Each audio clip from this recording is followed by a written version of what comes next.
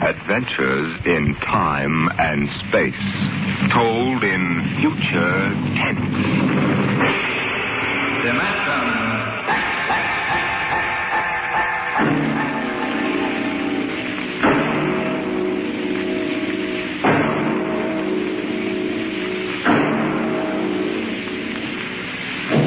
Can you predict the future? Can you tell what will come in 100 years? Or in 10? Or in the next minute? Tonight we present two ventures into the unknown. Two fantasies of the future, chosen from the works of one of our most brilliant young science fiction writers, Ray Bradbury. First, his story entitled, There Will Come Soft Rains.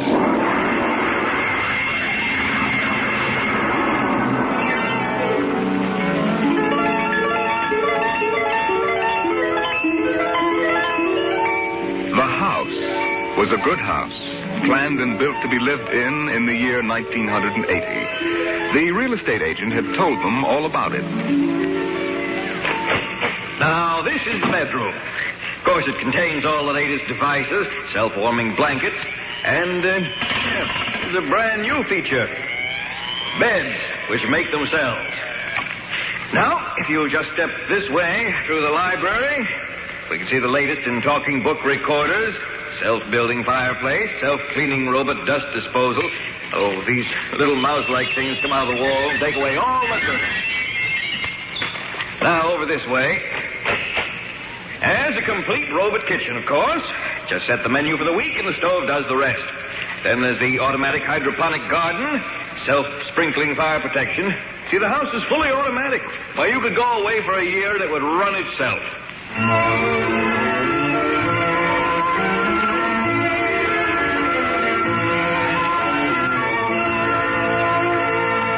And so the family took the house. The man and the woman and the two children. A boy and a girl. And they lived contentedly, enjoying music and poetry and the rich, warm things in life. And the house fed them and slept them and entertained them. It made a good life for them. Until one day,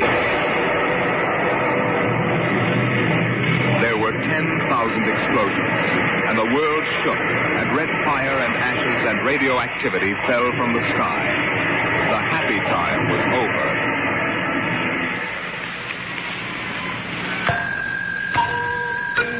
Tick-tock, 7 o'clock. Time to rise. Open your eyes. Tick-tock, 7 o'clock.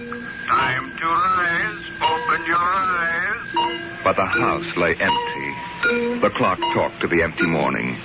In the kitchen, the stove sighed and ejected from its warm interior 8 eggs, sunny side up, 12 bacon slices, 2 coffees, and 2 cups of hot cocoa. 7-9, breakfast time. Come and dine. 7-9. Today is April 28th, 1985. Today, remember, is Mr. Featherstone's birthday. Insurance, gas, atom heat, and electricity bills are due. In the walls, relays clicked, memory tapes glided under electric eyes. Recorded voices moved beneath steel meters. Each one, run, run. Off to school, off to work. Run, run. Tick-tock. 8 o'clock. 8 o'clock. But no doors slammed. No carpets took the quick tread of rubber heels. At 8:30, the eggs began to shrivel. An aluminum wedge scraped them into the sink. 9:15, time to clean. 9:15, time to clean. Out of the wall, hundreds of tiny mechanical mice got. The rooms were a-crawl with small cleaning animals, all rubber and metal. They sucked up the hidden dust and dirt and popped back into their burrows. At 10 o'clock, the sun came out from behind the rain. The house stood alone on a street where all the other houses were rubble and ashes.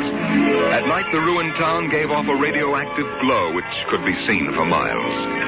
At 10:15, the garden sprinkler filled the soft morning air with golden fountains. The water tinkled over the charred west side of the house, the side which had been facing the blast. It was black except in 5 places. One of the 5 places was a silhouette of a man mowing a lawn, just as he'd been the instant the radioactivity burned his image into the side of the house. Over there, a woman bent to pick flowers. Still further over, their images burned into the wood, where a small boy, hands flung into the air. Higher up, the image of a thrown ball, and opposite, a girl, her hands raised to catch a ball which never came down. 5 people. 5 spots of paint. On the front porch, the dog whined and shivered. The front door recognized the dog's voice and opened. The dog padded in wearily, thin to the bone, covered with sores. It ran to the kitchen and pawed the kitchen door wildly. Behind the door, the stove was making pancakes, which filled the house with their odor, as prescribed by the automatic preset menu selector. The dog frothed, ran insanely, spun in a circle, biting its tail, and died. 1 o'clock, 1 o'clock. Delicately sensing decay, the regiments of mice hummed out of the walls, soft as blown leaves, their electric eyes glowing. 1:15. The dog was gone. 2:15. Bridge tables unfolded from the walls of the patio. Playing cards fluttered onto pads. Martinis appeared on an oaken bench. But the tables were silent, the cards untouched. 5 o'clock, 6 o'clock, 7 o'clock, 8 o'clock, 9 o'clock. Dinner was made, ignored, flushed away. Dishes were washed. In the study, the tobacco stand produced a cigar with half an inch of gray ash upon it, smoking, waiting. The hearth fire bloomed out of nothing. 9 o'clock, 9 o'clock. The beds began to warm their hidden circuits, and the phonograph spoke from beside the fireplace. Mrs. McClelland, what poem would you like to hear this evening? Mr. McClelland? Since you express no preference, I shall select at random from among your favorites. Sarah Teasdale, There Will Come Soft Rains. There will come soft rains, and the smell of the ground, and swallows circling with their shimmering sound, and frogs in the pools singing at night, and wild plum trees in tremulous white. Robins will wear their feathery fire, whistling their whims on a low fence wire, and not one will know of war. Not one will care at last when it is done. Not one would mind, neither bird nor tree, if mankind perished utterly. And spring herself, when she woke at dawn, would scarcely know that we were gone. The phonograph finished the poem. The empty chairs faced each other between the silent walls. At 10 o'clock that evening, the house began to die. The wind blew the bough of a falling tree into the kitchen window, smashing it. A bottle of cleaning fluid crashed on the stove.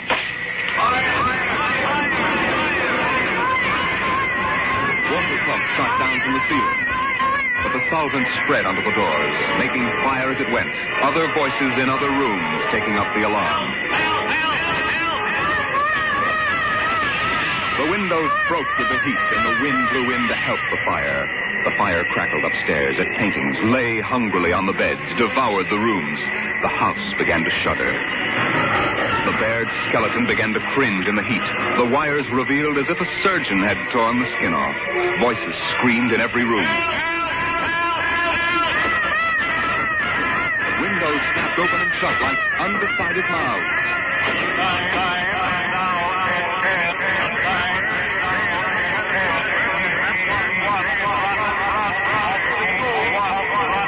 A thousand things were happening at once. Like the interior of a clock shop at midnight, all the clocks were striking, making a merry-go-round of squeaking, whispering, and rushing. In the kitchen, the stove hissing hysterically was making breakfast at a psychopathic rate.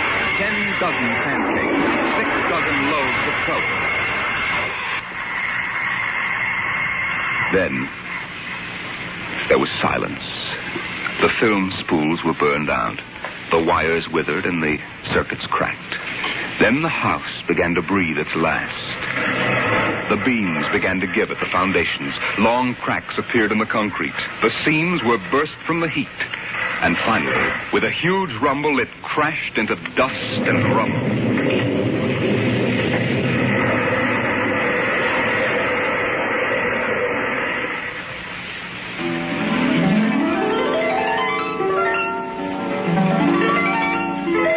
Dawn shone faintly in the east. In the ruins of the house, only one wall remained standing.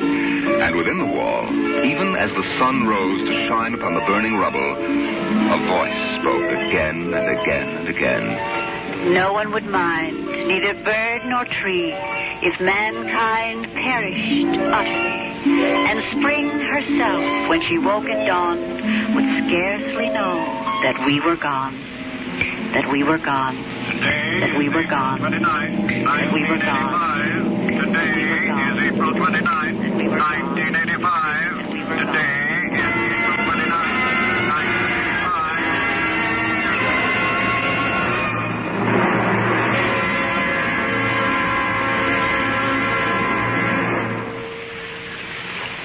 Strange are the uses of Providence. Is this how the end will come for mankind, with 10,000 explosions and a flash of radioactive gas? Or will destruction come more subtly, extended to us gently and innocently in, let's say, the hand of a child? Who knows in what manner 0 hour may arrest the world we know?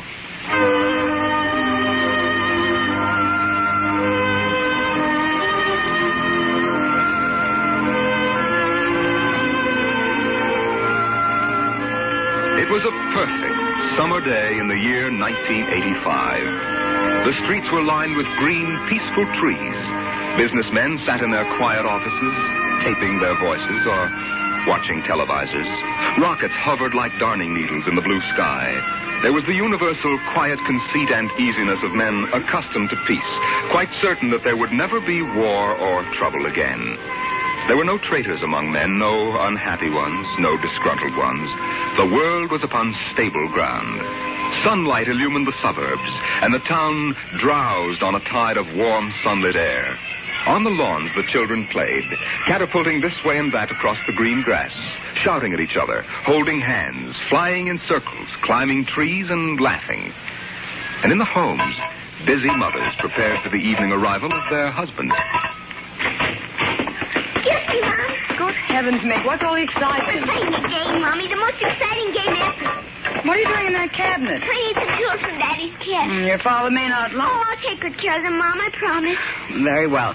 Don't you lose anything. Oh, thank you, Mom. You want a glass of milk? Can't start now, Mom. What's the name of the game, Ming? Invasion. Invasion. What will they think of next?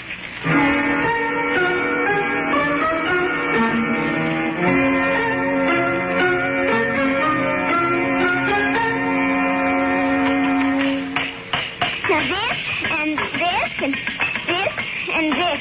Now put that there and bring that over here. Oh, no, you ninny. Now get back while I fix this. There, they want it this way, see? Here, just let me fix it. Oh, Mink, it's that smarty pants Joseph Connors. Don't let him play. He's 12 years old. Don't worry, I won't. What you playing, Mink? None of your business, smarty pants. I want to play. Can't. Why not? You're too old. Just 'cause you're only 8. No. You'd only laugh at us and spoil the invasion. Make him go away, Mink. Go away. This is my backyard. Who wants to play with you and your old fairies anyway? They aren't fairies. Enough to you. I don't want to play anyway. Good riddance. I'm glad you didn't let him play, Mink. He'd only laugh. Now, we'd better talk to Drill and get some more instructions, Art. Now, here's your pad and pencil. Where is Drill? Drill? Hey, Drill. Drill? He's in the rose bush, I think. I'll talk to him myself, and you write it down in the pad. Okay. Drill? Drill? Okay. Drill wants you to write down triangle. What's a triangle? Never mind. Drill will tell us when he wants us to know. It helps the invasion. How do you spell it? Well, that's Drill. Drill, how do you spell... Here's your mother, looking out the window. Me? Yes, Mother? Who are you talking to? The rose bush, Mom. Only it's not really a rose bush. That's Drill. Who's Drill? He's planning the invasion. Oh, I see. Well, you better come in and clean up for supper. Your daddy will be home soon. In just a second, Mom. You got that, Art? See, now what? 4, 9, 7, and A, and B, and X, and a fork, and some string, and a hexagonal droopy. Come on, Mink. Supper's in 10 minutes. Okay, Mom, just a minute. I have to tell Drill. I wish we didn't have to eat, though. It holds up the invasion.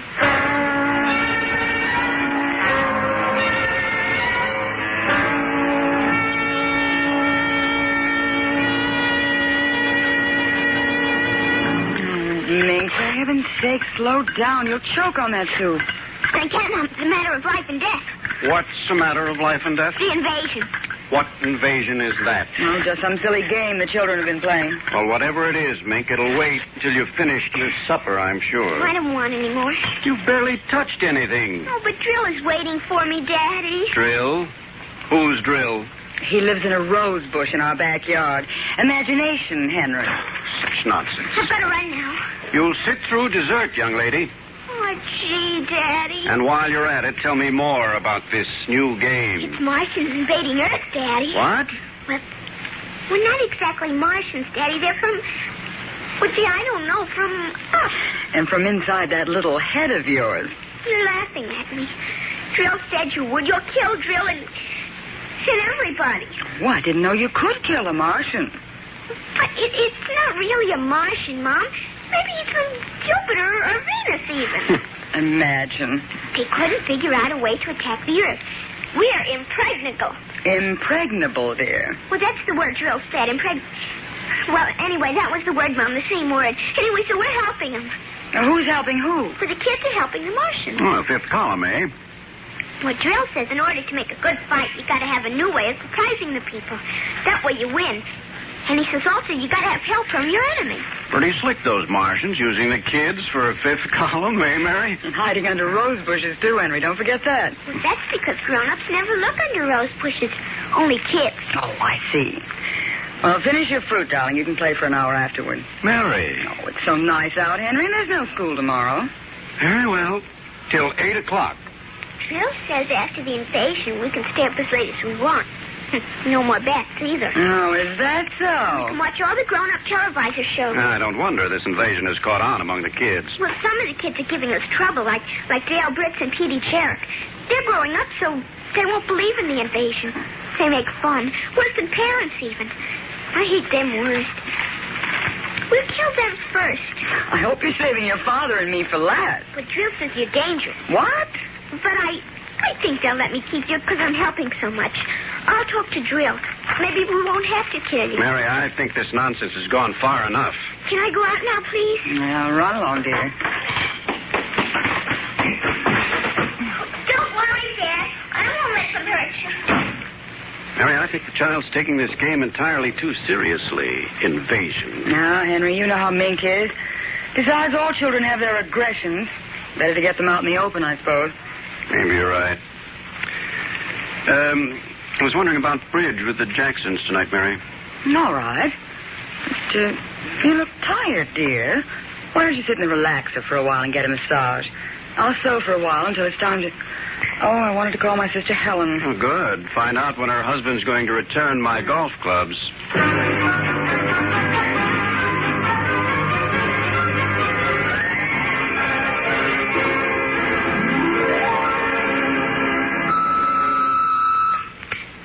Televisor. Would you please connect me with Mrs. Helen Rogerson on Channel 7 2Z, Pittsburgh, Pennsylvania. What is your channel, please? 817X, New Rochelle, New York. Thank you. Just a moment. Go ahead. You can see your party now. Hello, Mary. How are things in New York? Fine, Helen. How are things in Pittsburgh? You look tired. Oh, I've been having a terrible time with the children. Sick? No, just underfoot. They've got a new game that's got me just about crazy. It's called Invasion. Did you say invasion? That's right. Well, isn't that strange? My Mink is playing it, too. My boy Tim is all involved with some imaginary fellow named Drill who's running the invasion. Must be a new password. Mink likes him, too. How do you suppose these games start? My backyard looks like a scrap drive. They've got every conceivable kind of mechanical gadget arranged out there. I talked to Josephine Schiller in Boston, and she says her kids are wild about it, too. It's sweeping the country. Remember when it was the Roomba? Please, dear, I'm not that old. Mommy. Oh, please, Minky, I'm on the televisor. Come on, see your Aunt Helen. Hello, Ming. Hi, Aunt Helen. Look what I've got. What is it, honey? Well, it's the yo-yo. Look when I unroll it. See? Oh, Helen, look, it's vanished. Well, where did it go? Into another dim... She means dimension. I say the darndest thing. My Timmy brought one home, too. I can't figure out how they work. Make it reappear, honey. There. It's easy. Oh, where'd you get it, dear? Jill gave it to me, Mom. Mink? Bye, Aunt Helen. Gotta run now. Mink, you come back here. I want to talk to you. All right, Mom. Zero at 5 o'clock. Mink! Bye. Oh, I can't understand it. The child's never been so unruly.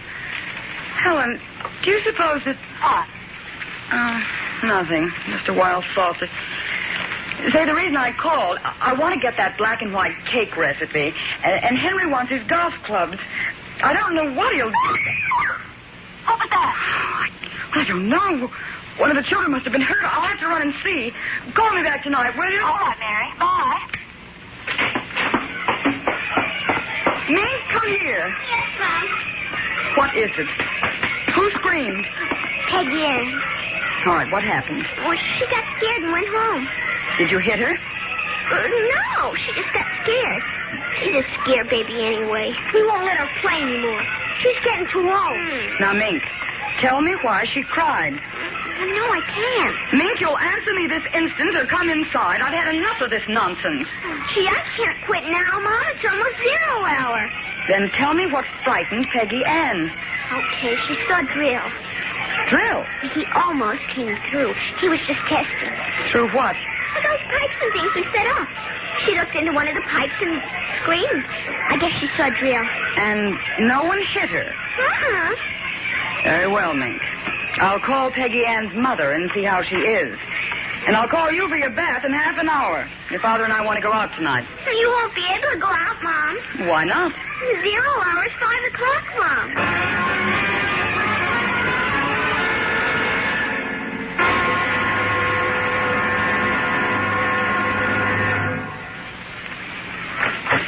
Hello, dear. Oh, you home already, Henry? Yes, I thought I'd relax a little before we went to theater. Where's the little one? Out back. Same game. Same game.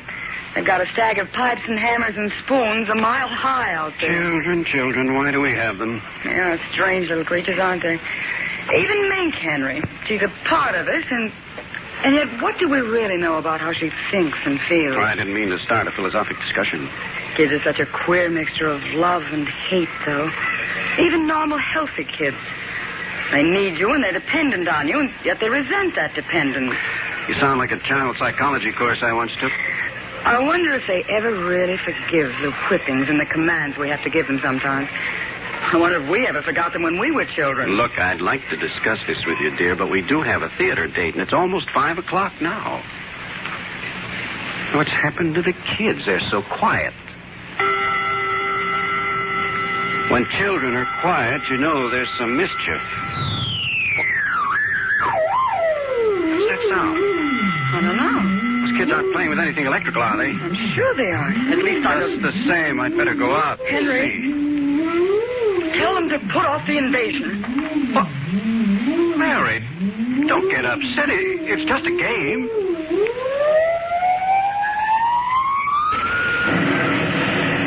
Good Lord, what's that? Look out the window, Mary. What is it? Where are the children? Mary, why are you shaking? What did you see? Henry, quick. Up to the attic. They aren't in the attic. Yes, the attic. Quick. Mary, come back here. Mary! Mary, don't go up. They aren't up there.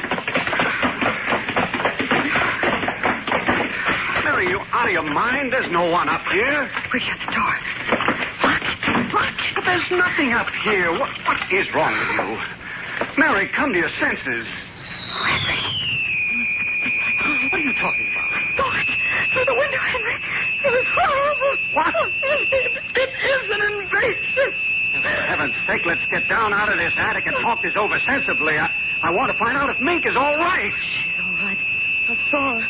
She was leading them around the corner of the house. Leading who? The kid? Nothing. Oh, listen. Huh? The front door.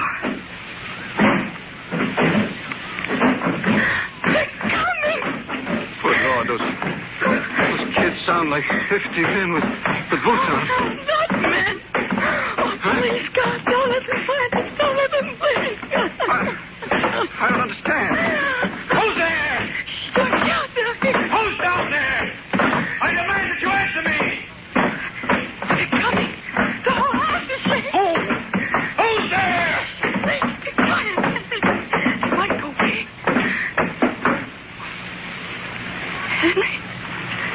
Henry? Mom? Dad? Are you in the attic? Henry, listen. It's Mink. Mink. We've got to save her. Henry, you don't understand. She's leading them. What? She's leading them. She's on their side. Oh, please, God, forgive them. The children on their side? Oh, she told us, but we wouldn't believe her. Henry, they're coming out. Mom? Dad, we know you're in there. Well, I guess you better melt the lock, Trill.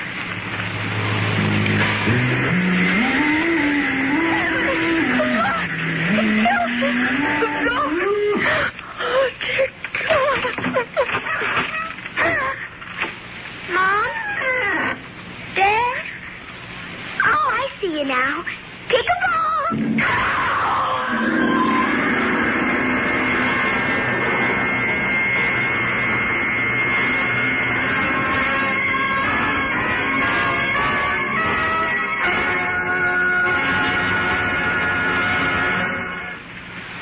You have just heard another adventure into the unknown world of the future. The world of Dimension.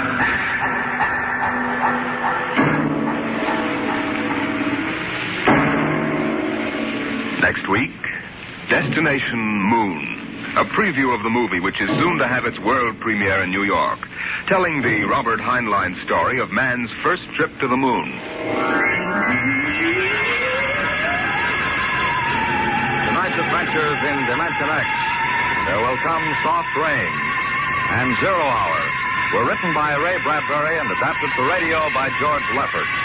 Featured in the first story as narrator was your host, Norman Rose. The leading players in 0 Hour were Denise Alexander as Mink and Rita Lynn as the mother, Roger DeKoven as the father. Music by Albert Berman. Engineer Don Abbott. Dimension X is produced by Van Woodward and directed by Edward King.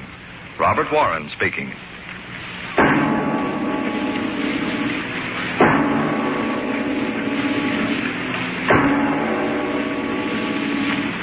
Programs. Get your programs here. For a new thrill in detective listening, join the Saint tomorrow as he reaps a harvest of criminals in a thrilling adventure with the underworld. Make the Saint a Sunday listening habit and keep tuned thereafter for adventures of the greatest detective of them all, Sam Spade. Tomorrow, hear High Adventure, Now Truth or Consequences on NBC.